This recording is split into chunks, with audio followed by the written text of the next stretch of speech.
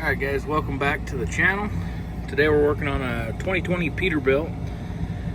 If this message will change, I'll show you. It's basically saying derate, limp home. Yeah. The def gauge is empty here. The tank is full.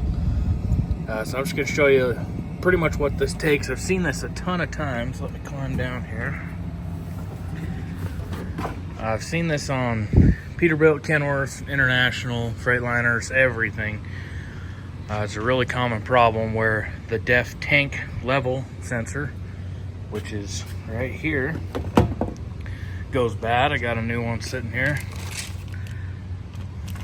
And my understanding, and I'm sure there's some that are different, but most of these are going to be, that sensor is the def tank level, the def quality, def temperature, I think sometimes. So it's a sensor that does a lot of things. So it doesn't necessarily mean that it's just the tank level that's broke. So it's going to give you several codes in your computer. I've seen it a ton of times, basically every time. I always check, first thing I do is I check the fuses on the firewall, the def related fuses on the firewall. Everything checked out good, so we're going to throw this def level sensor in it. It's a pretty simple job though. They're all about the same. This cover took off. This is just a little overflow breather hose deal. You pull that off, and then this just twists. I take a pair of channel locks. It just snaps down in, twists tight, twist it out, lift it up, and then it has one plug down in there. So it's a really simple job for the most part. It can be a pain when there's a sleeper on the truck.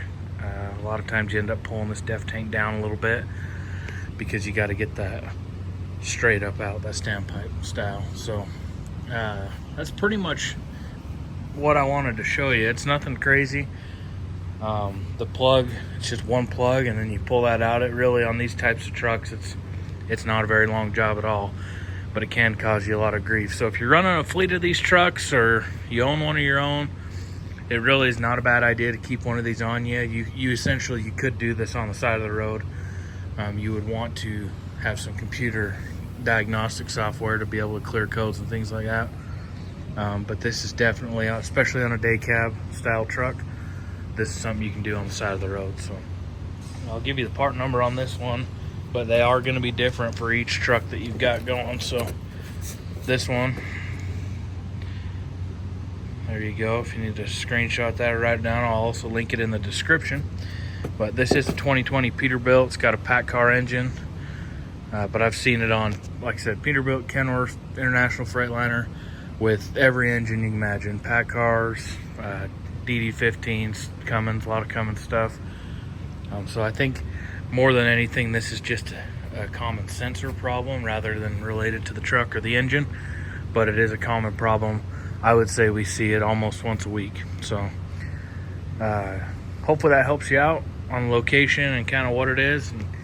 And don't let the multiple codes in the computer scare you off. It's going to tell you service SCR system, def tank level, after treatment stuff. A lot of times it's going to be this sensor. So what I always do is I'll switch it out, and then just for safe measure, I'll run a regen on it. And that way I know it's comparable to, running down the road and for about an hour. And if it's good to go, I'll give it back to the customer and let them get back on the road. So anyway, thanks for watching. Hopefully that kind of gives you a guide to what's going on sometimes when your def tank's showing empty, but you just filled it up. So thanks for watching. We'll see you on the next one.